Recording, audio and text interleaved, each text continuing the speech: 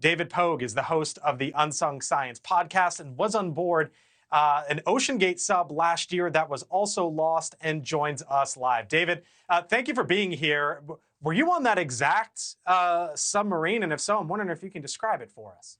I was. There is only one. It's a homemade thing made by the founder of the company, Stockton Rush.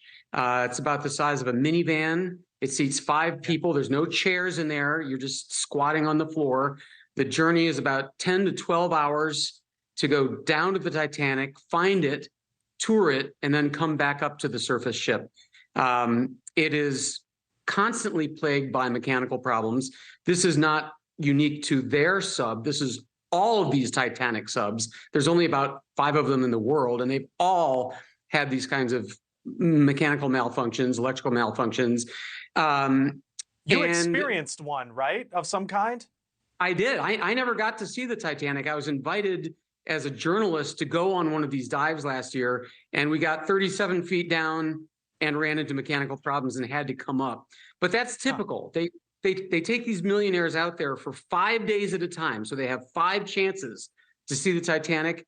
Most weeks they make it only once, or this summer, not at all.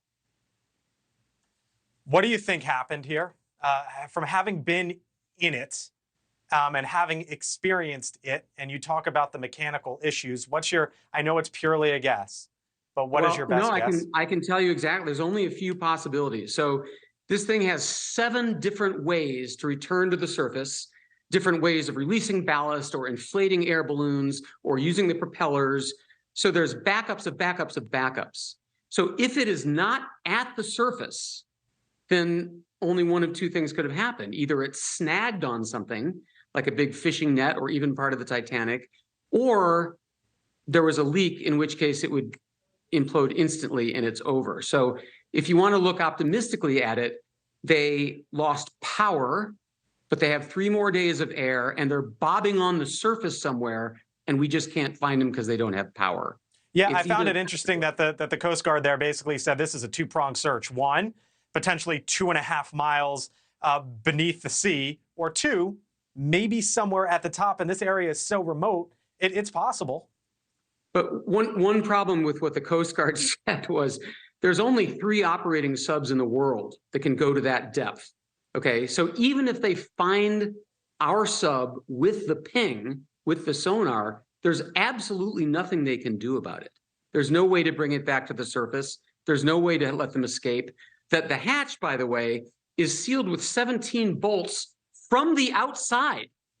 So there's no way to escape when you're inside to get out without a crew on the outside letting you out. You know, David, you talk about these mechanical problems, and you experienced it firsthand. I guess it raises the question how they're allowed to operate. You know, this isn't a car driving down the highway. This is a sub going underwater. Are you surprised that this enterprise is allowed to go on, given what you know and what you've experienced? It's really funny because, so I did this story for CBS Sunday Morning, and we're airing a follow-up this Sunday, and all the reactions were one of 2 things. You couldn't pay me $250,000 to get on that thing, or if I had $250,000, it would be a life-changing event. Very few people actually succeed, even with this company, in getting down there. Maybe 1 out of 5 dives actually reaches the Titanic, but the ones that do say their lives look different now. It's completely mind-blowing to be there at the Titanic. So the people with the money and the thrill-seeking instincts love it. All right.